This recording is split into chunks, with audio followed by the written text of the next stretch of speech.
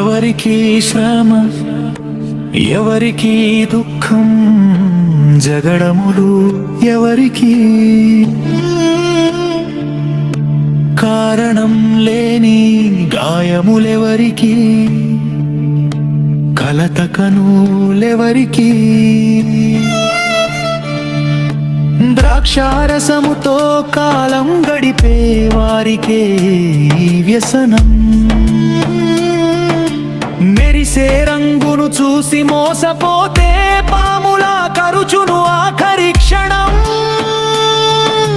మత్తులో కల్లో వింతలు చూచును గుండె నిలకడ తప్పును, సముద్ర మధ్యన పడుకున్నట్టుగా జీవితం కొంటుకుపోవును. నోటికి అది ఎంతో తీపి, నాలుక క్రింద దాచుకుందురు, అమృతం అనుకుని దాచిపెట్టి అసలు వదలనే వద్దు అంటారు.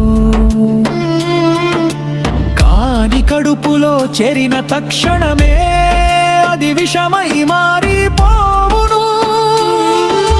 మింగిన ఐశ్వర్యమంత కక్కి చేయును, దేవుడే దానిని వెలికి తీయును. నాగుపాము విషమును తాగినట్టుగా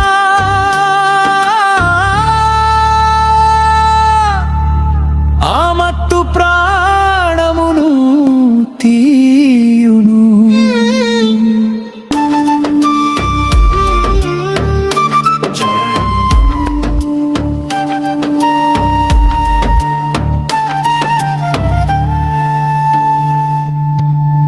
మత్తులో మునిగిన మూర్ఖుల కిరీటం వాడిపోయే పువ్వులా మారును.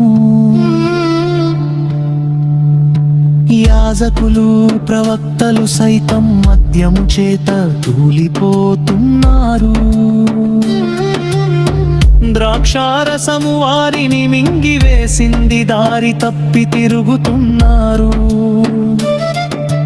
దర్శనములలో వారు తప్పు చేస్తున్నారు, తీర్పు తీర్చడంలో తొట్రిల్లుతున్నారు. వారు కూర్చునే బల్లల్ని వాంతితో నిండెను, ఎక్కడ చూసినా అపవిత్రతయే మిగిలెను. ఉదయాన్నే లేచి మద్యం కొరకు పరుగులెత్తే వారికి శ్రమ, రాత్రి దాకా తాగుతూ మద్యం మంటల్లో మునిగే వారికి శ్రమ. సితార స్వరమండల నాదములతో విందులు చేసుకుంటారు, కాని దేవుని హస్తక్రియలను వారు ఏమాత్రం గమనించరు. అందుకే పాతాళం నోరు తెరిచింది, ఘనులందరినీ మింగివేస్తుంది. మద్యం కలపడంలో వీరు శూరులు, కానీ జీవితంలో ఓడిపోతారు.